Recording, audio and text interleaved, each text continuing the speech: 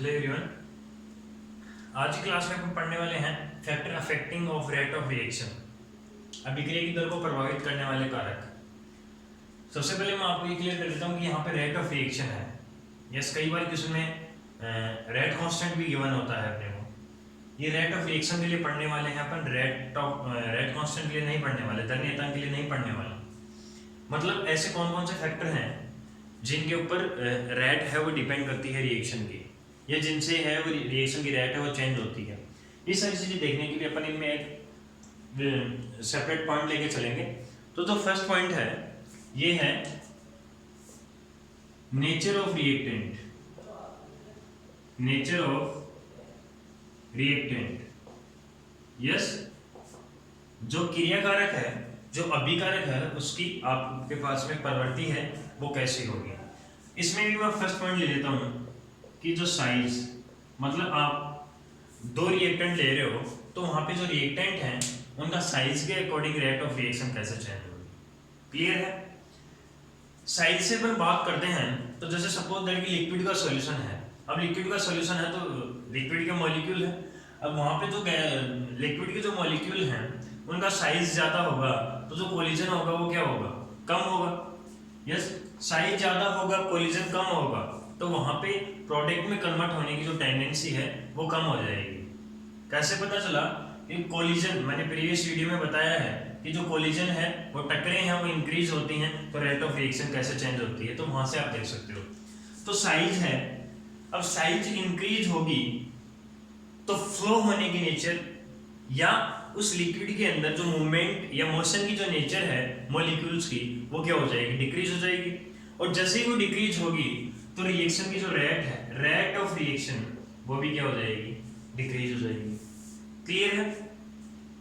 अब कई बार क्या होता है, जैसे सपोज दैट कि आपने पास में जो रिएक्टेंट है वो सॉलिड है। अब सॉलिड है तो वहां पे साइज इंक्रीज करोगे सॉलिड की। अब सॉलिड की साइज इंक्रीज कैसे कर सकते हैं? तो वहां पे बात आती है सरफेस एरिया की। सरफेस एरिया, एनिमल कोई भी आपके पास में सॉलिड है, उस सॉलिड का आपको पास में सरफेस एरिया देखना है तो सरफेस एरिया कैसे चेक करोगे उसका? मतलब सॉलिड को अगर आप स्मॉल पार्टिकल में या पाउडर फॉर्म में कन्वर्ट कर दोगे तो वहां पे उसका सरफेस एरिया इंक्रीज हो जाएगा। तो जैसे ही आप इसका साइज इंक्रीज करने का मतलब यहाँ पे ये है कि सरफेस एरिया इंक्रीज करोगे। सरफेस एरिया इंक्रीज कैसे किया? उस सॉलिड को आपने पाउडर की फॉर्म में कन्वर्ट कर दिया, ठीक है। तो पाउडर की फॉर्म में कन्वर्ट होते ही सरफेस एरिया, सतही जो क्षेत्रफल है वो इंक्रीज हो जाएगा, जिससे रेट ऑफ रिएक्शन क्या हो जाएगी, इंक्रीज हो जाएगी। ये दो तरीके से है वो। यहाँ पे ये जो रिएक्टेंट है इसकी जो साइज है उसके ऊपर ये डिपेंड करेगा। क्लियर है? ठीक है, तो यहाँ से आपको ये पता होना चाहिए कि साइज कैसी होगी। सेकंड जो पॉइंट है, सेकंड वाला जो पॉइंट है वो क्या बोल रहा है अपने को कि केमिकल नेचर ऑफ रिएक्टेंट, उस रिएक्टेंट की केमिकल नेचर। इसमें एक पॉइंट आप और देख सकते हो, जो फर्स्ट पॉइंट साइज था, सेकंड पॉइंट है वो ले लो आप स्टेट, अवस्था। यस, गैसेस स्टेट में रेट ऑफ रिएक्शन सबसे ज्यादा होगी, मतलब उस रिएक्शन की रेट सबसे ज्यादा होगी, उसके बाद में लिक्विड फेज में होगा और उसके बाद में सॉलिड फेज में होगा। ऐसा क्यों होता है? गैस के अंदर रिएक्शन की रेट है वो ज्यादा क्यों होती है? तो यहां से आपको समझना चाहिए कि जो गैस के मॉलिक्यूल हैं वो सॉलिड की कंपेयर में क्या करते हैं, मूवमेंट ज्यादा करते हैं सॉल्यूशन के अंदर, मोशन ज्यादा करेंगे। मोशन ज्यादा होगा तो कोलिजन होगा, नंबर ऑफ कोलिजन इंक्रीज होंगे, नंबर ऑफ कोलिजन इंक्रीज होगा तो इफेक्टिव कोलिजन इंक्रीज होगा, और इफेक्टिव कोलिजन, प्रभावी टक्करें बढ़ेंगी तो वहां पे जो रिएक्टेंट से प्रोडक्ट की जो नेचर है या टेंडेंसी है वो क्या हो जाएगी, इंक्रीज हो जाएगी। तो सबसे पहले अपने को पता होना चाहिए कि जो गैस है उसके अंदर जो रेट ऑफ रिएक्शन है वो सबसे ज्यादा होती है। उसका रीजन मैंने क्या बताया, मोशन ऑफ पार्टिकल्स। क्लियर है? अब जो सेकंड वाला पॉइंट है वो chemical nature of reactant. Reactant की केमिकल नेचर कैसे होनी चाहिए? इसका मतलब ये हुआ कि जैसे सपोज दैट कि मेरे पास में दो रिएक्टेंट है। क्लियर है? दो रिएक्टेंट है, अब दोनों रिएक्टेंट रिएक्शन करेंगे और प्रोडक्ट में कन्वर्ट होंगे। सिंपल सी बात है। अगर दोनों एक दूसरे के लिए रिएक्टिव नहीं है अब जैसे वो रिएक्शन करना ही नहीं चाहते तो प्रोडक्ट नहीं बनेगा। इसका मतलब हाईली रिएक्टिव होने चाहिए दोनों। ये तो सिंपल सी बात समझ में आती है। दूसरी चीज ये है मेरे पास में, जैसे मान लो मेरे पास में ये एक एग्जांपल लेता हूँ मैं NO और एक एग्जांपल लेता हूँ CH4। यस, इनकी आप ऑक्सीजन से रिएक्शन करवा रहे हो दोनों। अब रिएक्टेंट की केमिकल नेचर के ऊपर डिपेंड करेगा। ये तो सेम है, यहाँ पे देखोगे NO और CH4। NO के अंदर 3 बॉन्ड होते हैं और इसके अंदर कितने होते हैं? 4 CH बॉन्ड होते हैं। अरे यस कि नो? तो यहाँ पे 4 CH बॉन्ड को आपको ब्रेक करना पड़ेगा और ये ऑटो से रिएक्शन करके प्रोडक्ट में कन्वर्ट होगा। यहाँ पे 3 बॉन्ड आपको ब्रेक करने हैं, तो यहाँ पे ये वाली जो रिएक्शन है वो फास्ट होगी। क्यों? क्योंकि यहाँ पे इसमें 3 बॉन्ड ब्रेक करने हैं, इसमें 4 बॉन्ड ब्रेक करने हैं, तो ज्यादा एनर्जी का यूज कहाँ होगा? यहाँ ज्यादा एनर्जी का यूज होगा बॉन्ड को ब्रेक करने में। तो ज्यादा एनर्जी का यूज होगा तो प्रोडक्ट बनने के जो चांस होंगे वो कम होंगे। क्लियर है? तो यहाँ से दे सकते हैं कि इस दोनों रिएक्शन में ऊपर वाली रिएक्शन फास्ट हो गई क्योंकि यहाँ पे 3 ही बॉन्ड ब्रेक करके प्रोडक्ट में कन्वर्ट होना पड़ रहा है, बट यहाँ पे 4 बॉन्ड आपको ब्रेक करने पड़ रहे हैं। क्लियर है? बहुत सिंपल है। यस, तो यहाँ पे सबसे पहले तो बॉन्ड के बेस पे अपन देख सकते हैं। क्लियर है? ये हो कैसे रहा है? क्योंकि इन तीनों बॉन्ड को ब्रेक करने में जितनी एनर्जी यूज हो रही है उससे ज्यादा एनर्जी इन चारों को मिला के, इन 4 जो 4 CH बॉन्ड है इनको मिलाने में जो एनर्जी होगी वो N ट्रिपल बॉन्ड हो इसके एनर्जी के कंपेयर में ज्यादा होगी, ताकि इसको ब्रेक करना है वो मुश्किल हो जाए। क्लियर है? तो ये वाली रिएक्शन फास्ट होगी ऊपर वाली, और नीचे वाली रिएक्शन क्या होगी? स्लो होगी। क्लियर है? अब कई बार क्या होता है कि मेरे को कुछ ऐसे रिएक्टेंट दे देता है जिनका जो बॉन्ड है वो वीक होता है। जैसे सपोज दैट कि मैं ये बोलूं कि यहाँ पे 2 रिएक्टेंट है, अब जिसका बॉन्ड वीक होगा, वीक बॉन्ड होगा तो वो क्या होगा? जल्दी से ब्रेक होगा और प्रोडक्ट में कन्वर्ट हो जाएगा। क्योंकि केमिकल नेचर की बात कर रहे हो तो आप रिएक्शन की बात कर रहे हो, और रिएक्शन की बात कर रहे हो तो उसमें जो ओल्ड बॉन्ड होते हैं, यस, वो क्या होते हैं? ब्रेक होते हैं, और जो न्यू बॉन्ड होता है उनका फॉर्मेशन होता है। तो जितने जल्दी ओल्ड बॉन्ड है वो ब्रेक होंगे उतना ही जल्दी नए बॉन्ड का फॉर्मेशन होगा। तो यहाँ पे अपने को पता ये होना चाहिए कि यहाँ पे जो रिएक्टेंट है उसका जो बॉन्ड है वो क्या होना चाहिए? वीक होना चाहिए। बॉन्ड वीक होगा तो वो प्रोडक्ट में जल्दी से कन्वर्ट हो जाएगा, ब्रेक होगी। क्लियर? तो ये केमिकल नेचर थी इसकी। ठीक है, इसके बाद में है वो जो नेक्स्ट पॉइंट है वो अपन लेते हैं। यस, इसके बाद में है वो concentration of reactant. Third point, concentration of reactant, अभिकारक की सांद्रता। रिएक्टेंट की कंसंट्रेशन पे कैसे डिपेंड करेगी? देखना, जैसे मैं बोल दूं कि A से कोई भी प्रोडक्ट बन रहा है, ठीक, आप रेट कैसे लिखते हो? इसका रेट लिखोगे आप dx/dt, और इसके लिए रेट कैसे लिखोगे? A की कंसंट्रेशन टाइम के रिस्पेक्ट में कैसे चेंज होगी? ये मैंने इसके फर्स्ट वीडियो में बताया था, आपको लिखना। यस, A की कंसंट्रेशन टाइम के रिस्पेक्ट में कैसे चेंज हो रही है, ये रेट को रिप्रेजेंट करेगा। क्लियर है? अब टाइम तो इंक्रीज होगा, लेकिन ये कंसंट्रेशन टाइम के रिस्पेक्ट में क्या होगी? डिक्रीज होगी। इसका मतलब अगर आपको रेट को ज्यादा करना है तो इनिशियल में जो रिएक्टेंट की जो कंसंट्रेशन है वो आपको क्या करनी पड़ेगी? ज्यादा लेनी पड़ेगी। यस, और टाइम के साथ में जैसे जैसे टाइम इंक्रीज होगा, और ये क्या है यहाँ पे? Rate of reaction. जैसे जैसे टाइम इंक्रीज होगा क्या हो जाएगी? जो रेट है वो डिक्रीज हो जाएगी।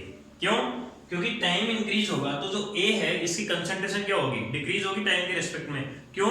क्योंकि ये प्रोडक्ट में कन्वर्ट होगा धीरे धीरे, तो A है वो प्रोडक्ट में कन्वर्ट हो रहा है।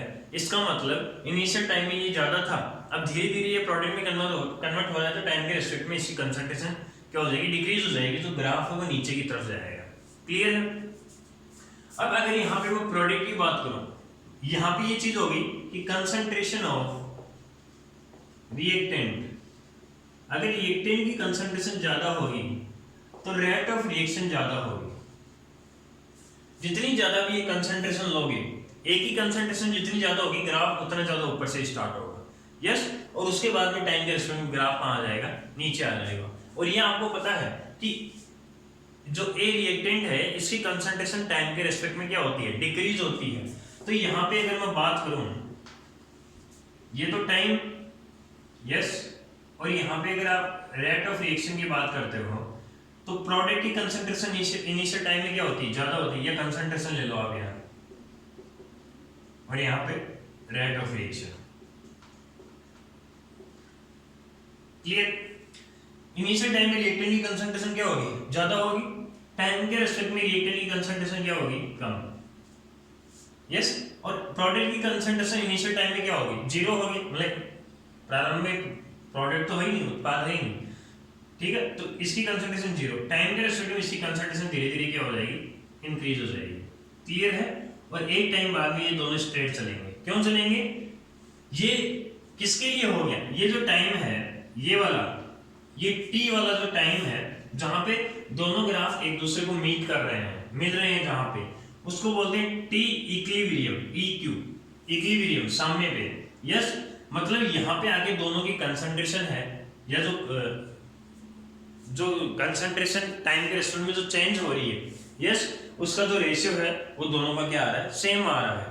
समझ में आ रही है बात? मतलब जैसे जैसे टाइम इंक्रीज होगा प्रोडक्ट की कंसंट्रेशन इंक्रीज होगी और रिएक्टेंट की कंसंट्रेशन क्या होगी, डिक्रीज होगी, और थोड़े टाइम बाद में ये क्या हो जाएंगे, दोनों इक्विलिब्रियम पे आ जाएंगे, तो ये कांस्टेंट रेट से चलेगा। क्लियर है? ठीक है, तो यहाँ पे आपको ये ध्यान रखना, अपन ओनली रिएक्टेंट की बात कर रहे हैं, तो यहाँ पे आप ये बोल सकते हो कि रिएक्टेंट की कंसंट्रेशन जितनी ज्यादा होगी, यस, रेट ऑफ रिएक्शन है वो उतनी ही ज्यादा होगी। इसके बाद में जो नेक्स्ट पॉइंट अपन लेते हैं वो है टेम्परेचर। यस, अब देखते हैं अपन टेम्परेचर। टेम्परेचर का इफेक्ट, ये बहुत इंपॉर्टेंट इफेक्ट है, मैं आपको यहाँ पे बता देता हूँ इसका थोड़ा बहुत, और ये बहुत बहुत इंपॉर्टेंट है, आपको इसका कंसेप्ट अच्छे से सीखना है। सबसे पहली बात तो आपके माइंड में ये आ गया होगा, पहले लास्ट वीडियो में मैंने आपको एक्सप्लेन किया था कोलिजन थ्योरी के बारे में। यस, टेम्परेचर इंक्रीज करोगे, देखना ये जो साइकिल है ये एक दूसरे से जुड़ा हुआ है। अब टेम्परेचर इंक्रीज करोगे तो यहाँ पे आपको देखना है कि रेट ऑफ रिएक्शन इंक्रीज होगी या डिक्रीज। ठीक, अब सबसे पहले आपको ये देखना है कि ओनली आपको मैंने टेम्परेचर बोल दिया कि टेम्परेचर आपको इंक्रीज करना है। अब आपको देखना है कि रेट ऑफ रिएक्शन इंक्रीज होगी या डिक्रीज। तो आपको ये देखना है कि टेम्परेचर जैसे इंक्रीज करूंगा तो मॉलिक्यूल हैं, तो उन मॉलिक्यूल के पास में टेम्परेचर मिलेगा तो उनके पास में एनर्जी आएगी, और उस एनर्जी का यूज या तो वो काइनेटिक एनर्जी के अंदर करेंगे या फिर वाइब्रेशनल एनर्जी के अंदर, या तो गतिज ऊर्जा या फिर कंपन के अंदर करेंगे। इसका मतलब ये हुआ कि जैसे ही मैं सॉल्यूशन को टेम्परेचर दूंगा, टेम्परेचर देते ही क्या होगा कि जो मॉलिक्यूल है उनके पास में एनर्जी आएगी, और एनर्जी आएगी तो सॉल्यूशन के अंदर उनका जो मूवमेंट है वो फास्ट हो जाएगा। यस, जो मूवमेंट है सॉल्यूशन का वो फास्ट हो जाएगा, मतलब मॉलिक्यूल है वो बहुत हाई वेलोसिटी से क्या करेंगे, मोशन करेंगे। यस, ठीक है। अब वहां पे क्या होगा कि जैसे ही उनकी वेलोसिटी हाई होगी तो पहले के कंपेयर में जो कोलिजन थे, जो टक्करें थी, वो अब क्या हो जाएंगी, इंक्रीज हो जाएंगी। यस, जैसे ही उनके पास में टेम्परेचर आया उनकी एनर्जी इंक्रीज हुई और उनका मोशन है वो फास्टली स्टार्ट हो गया। और मोशन फास्टली स्टार्ट होने पे क्या हुआ कि उनकी जो रेट है, या मैं ये बोल सकता हूँ कि उनकी जो एनर्जी है वो किसके अंदर कंज्यूम हो रही है, कोलिजन के अंदर कंज्यूम हो रही है। क्यों? क्योंकि उन्होंने अपना नंबर ऑफ कोलिजन है और टक्करों की संख्या है वो इंक्रीज कर दी, और टक्करों की संख्या इंक्रीज होते ही इफेक्टिव कोलिजन, प्रभावी टक्कर है वो भी क्या हो गया, इंक्रीज हो गया। और इफेक्टिव कोलिजन इंक्रीज हो गया तो रिएक्टेंट के मॉलिक्यूल प्रोडक्ट में कहां, EGV में कन्वर्ट हो जाएंगे। इसका मतलब ये हुआ कि अगर आप टेम्परेचर इंक्रीज करते हो, टेम्परेचर इंक्रीज करोगे तो रेट ऑफ रिएक्शन, अभिक्रिया की दर है वो इंक्रीज हो जाएगी। इसका रीजन आपको मिल चुका। यस, क्लियर है? इतनी बात समझ में आती है? ठीक है।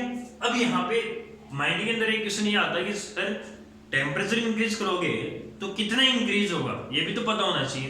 तो ये थोड़ा बहुत इसका आइडिया दिया गया है कि म्यू है एक कांस्टेंट है जो टेम्परेचर कोएफिशिएंट बोला गया है, जिसको ताप गुणांक बोला गया है।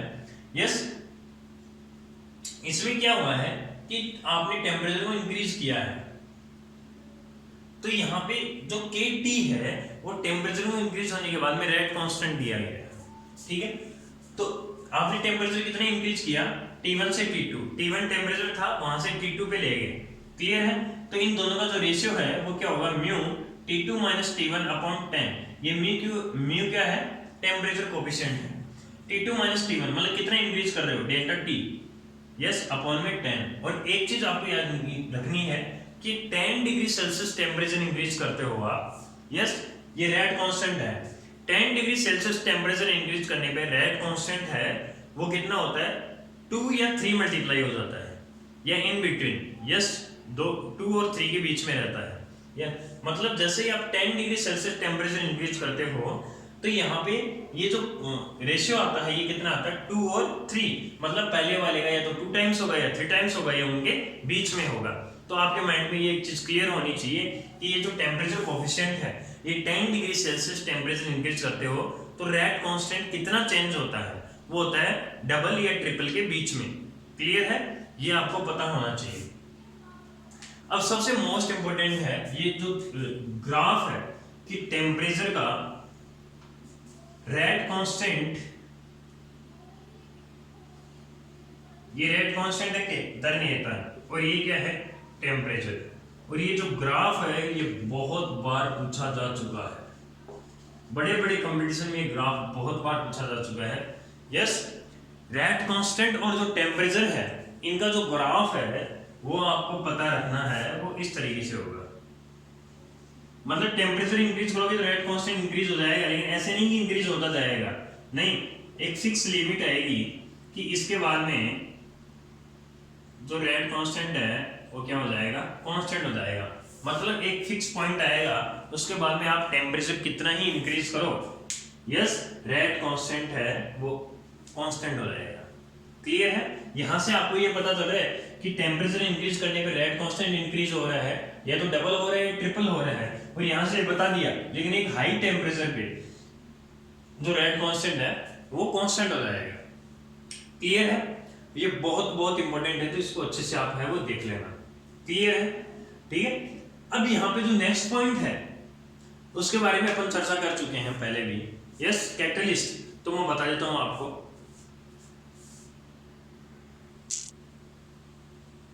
यस, अब देखें कैटलिस्ट क्या होगा। कैटलिस्ट बहुत ही सिंपल है। कैटलिस्ट का इफेक्ट रेट पे क्या पड़ता है, तो अपन दो तरीके से पढ़ते हैं इसका। फर्स्ट है positive catalyst,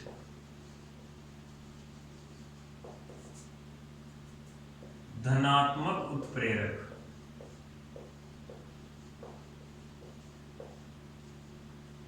yes, positive catalyst क्या होगा, जो रिएक्शन की रेट को क्या करता है, इंक्रीज करता है। थोड़ा मैं बता देता हूँ कैटलिस्ट के बारे में। कैटलिस्ट क्या होता है, रिएक्शन की रेट को चेंज करता है, या तो इंक्रीज करता है या डिक्रीज कर सकता है। यस, वो क्यों करता है ये मैंने आपको लास्ट वीडियो के अंदर बताया था, फिर भी मैं बता देता हूँ यहाँ पे। पॉजिटिव कैटलिस्ट क्या करता है, रिएक्शन की रेट को इंक्रीज करता है। यस, और मैंने लास्ट क्लास में ये ऐसा कुछ ग्राफ पढ़ाया था आपको। यहाँ पे प्रोडक्ट की कंसंट्रेशन थी, यस, ये कुछ एनर्जी थी यहाँ पे जिसको आपने एक्टिवेशन एनर्जी बोला था, ये वाली। यस, ये रेट ऑफ रिएक्शन और ये एनर्जी, ठीक है। अब क्या होगा कि ये एक रिएक्शन है जिसके अंदर ये क्या है, एक्टिवेशन एनर्जी है, सक्रियण ऊर्जा है। इसको समझने से पहले आप लास्ट वीडियो देखो, क्योंकि ये बिल्कुल समझ में नहीं आएगा ये वाला पॉइंट, क्योंकि वहां पे मैंने बहुत सारी चीजें इसके बारे में एक्सप्लेन की है कि ये क्या होता है ग्राफ, ठीक है। अब जैसे ही कोई रिएक्शन चल रही है उसके लिए एक्टिवेशन एनर्जी ये है, सक्रियण ऊर्जा ये है। अब आपने पॉजिटिव कैटलिस्ट वहां यूज किया है, तो पॉजिटिव कैटलिस्ट क्या करेगा, इस ग्राफ को इस तरीके से बना देगा। यस, ये जो वाला जो ग्राफ है ये पॉजिटिव कैटलिस्ट के प्रेजेंस में है। मतलब जैसे ही आपने पॉजिटिव कैटलिस्ट का यूज किया तो पॉजिटिव कैटलिस्ट क्या करता है कि जो रिएक्टेंट की जो एक्टिवेशन एनर्जी थी, इस एक्टिवेशन एनर्जी को, सक्रिय ऊर्जा को कम कर देगा। यस, एक्टिवेशन एनर्जी को कम करेगा तो यहां से पहले जो मॉलिक्यूल यहां जा रहे थे वो प्रोडक्ट में कन्वर्ट नहीं हो पा रहे थे, बट वो प्रोडक्ट में कन्वर्ट हो जाएंगे, क्योंकि रिएक्टेंट से प्रोडक्ट में जाने के लिए जो एनर्जी का रिक्वायरमेंट होता है वो पहले के कंपेयर में अब क्या हो गया, कम हो गया। पहले यहां से होके जाना पड़ता था, अब आपको यहां से होके जाना पड़ेगा, मतलब इतनी एनर्जी है वो कम लगेगी पहले के कंपेयर में। इसका मतलब जो मॉलिक्यूल यहाँ पे आके वापस जा रहे थे वो प्रोडक्ट में कन्वर्ट हो जाएंगे। इसका मतलब पहले के कंपेयर में पॉजिटिव कैटलिस्ट का यूज करने के बाद जो नंबर ऑफ मॉलिक्यूल्स हैं, जो रिएक्टेंट से प्रोडक्ट में कन्वर्ट होने के लिए जा रहे हैं वो क्या हो गए, इंक्रीज हो गए। यस, क्योंकि वहां पे उनकी एक्टिवेशन एनर्जी डिक्रीज हो गई, सक्रियण ऊर्जा कम हो गई। तो जैसे ही नंबर ऑफ मॉलिक्यूल इंक्रीज हो गए प्रोडक्ट में जाने के लिए, मतलब रिएक्टेंट से प्रोडक्ट वाले मॉलिक्यूल हैं वो इंक्रीज हो गए, तो वहां पे जो फॉरवर्ड रेट है वो ये रेट ऑफ रिएक्शन है वो क्या हो गई, इंक्रीज हो गई। क्लियर है? तो पॉजिटिव कैटलिस्ट का आप यूज करोगे तो रेट ऑफ रिएक्शन क्या हो जाएगी, इंक्रीज हो जाएगी। क्लियर है? अब जो सेकंड वाला आता है वो है नेगेटिव कैटलिस्ट। नेगेटिव कैटलिस्ट, ऋणात्मक उत्प्रेरक। इसमें क्या होगा, ये रेट ऑफ रिएक्शन, ये एनर्जी, समझ गए होंगे कि इसमें क्या होने वाला है। ये इसके लिए एक्टिवेशन एनर्जी को क्या कर देगा, इंक्रीज कर देगा। क्लियर है? एक्टिवेशन एनर्जी को इंक्रीज करेगा तो पहले जो मॉलिक्यूल जा रहे थे अब वो भी नहीं जा पाएंगे क्योंकि उनको यहां तक एनर्जी चाहिए जाने के लिए। क्लियर है? तो ये वाले मॉलिक्यूल भी अब नहीं जा पाएंगे। इसका मतलब रिएक्टेंट से प्रोडक्ट वाले जो मॉलिक्यूल हैं, नंबर ऑफ मॉलिक्यूल है वो डिक्रीज हो गए। अगर मॉलिक्यूल डिक्रीज हो गए तो वहां पे उनकी रेट ऑफ रिएक्शन है, वो रिएक्शन की रेट है वो भी क्या हो जाएगी, डिक्रीज हो जाएगी। तो नेगेटिव कैटलिस्ट है वो रेट ऑफ रिएक्शन को क्या करता है, डिक्रीज करता है। यस, तो आपको आज ये बात समझ में आती है कि पॉजिटिव कैटलिस्ट और नेगेटिव कैटलिस्ट यूज करने पे रिएक्शन की रेट है वो किस तरीके से चेंज होगी, वो यहाँ पे पता चला। क्योंकि जो कैटलिस्ट है वो ओनली एक ही काम करता है, वो क्या करता है, एक्टिवेशन एनर्जी को क्या कर देगा, डिक्रीज करता है। जो एक्टिवेशन एनर्जी है उसको डिक्रीज करते ही नंबर ऑफ मॉलिक्यूल है वो इंक्रीज हो जाएंगे और इंक्रीज होते ही क्या हो जाएगा, पॉजिटिव कैटलिस्ट रिएक्शन की रेट को इंक्रीज कर देगा। क्लियर है? कोई प्रॉब्लम है इसमें? ठीक है, तो यहाँ पे ये जो केमिकल काइनेटिक्स वाला चैप्टर है ये खत्म हो चुका। ठीक है, बहुत ही सिंपल चैप्टर था। आप इसकी न्यूमेरिकल प्रैक्टिस है वो कर सकते हो। अगर फिर भी इसमें कोई भी प्रॉब्लम होगी तो आप मेरे से कमेंट बॉक्स में है वो बता देना कि ये प्रॉब्लम है। और बहुत ही सिंपल है, बहुत ही लॉजिकली चीजें हैं, तो आपको इसको अच्छे से पढ़ना है। ठीक है, इससे जो नेक्स्ट वीडियो अपनी आएगी वो अभी जैसे नीट का एग्जाम आने वाला है, जेई का एग्जाम आने वाला है, तो यहाँ पे 2015 से लेकर 2019 के जितने भी क्वेश्चन हैं जो प्रीवियस एम्स में पूछे गए हैं, नीट में पूछे गए हैं, यस, तो उनके जैसे जैसे अपन टॉपिक क्लियर, जैसे अपन ने केमिकल काइनेटिक्स टॉपिक क्लियर किया है अभी, तो इससे रिलेटेड जितने भी क्वेश्चन आए हुए हैं उन सबका आपको एक एक वीडियो मिलेगा। तो जो बच्चे अभी 11th में हैं, यस, तो वो इनको देखना, ये क्वेश्चन करना। जो 12th में बच्चे हैं ये क्वेश्चन करना, ये चीजें समझना, उसके बाद में उन क्वेश्चनों तक जाना और आपको लगेगा कि ये बहुत बहुत इजी है और एक्चुअल में बहुत इजी होते हैं वो। यस, बस एक माइंड में सेट होता है कि हाँ यार एम्स का पेपर है, यस, बहुत हार्ड पेपर होता होगा, ऐसा कुछ नहीं है। अगर ऐसा सोचोगे तो कुछ नहीं होने वाला, बहुत ही सिंपल है। और खास तौर से जो नीट वाले बच्चे हैं जिनकी न्यूमेरिकल जो प्रॉब्लम है या जो न्यूमेरिकल होते हैं जिनसे डर लगता है बच्चों को, तो बिल्कुल माइंड से निकाल देना। ये बहुत ही सिंपल तरीके से मैं आपको एक्सप्लेन करूंगा। ठीक है, वो नेक्स्ट वीडियो में आपको पता चल जाएगा। ठीक है, कि किस तरीके से है वो क्वेश्चन पूछे जाते हैं एग्जाम। ठीक है, तो आज की जो वीडियो के लिए इतना ही। Okay, thank you.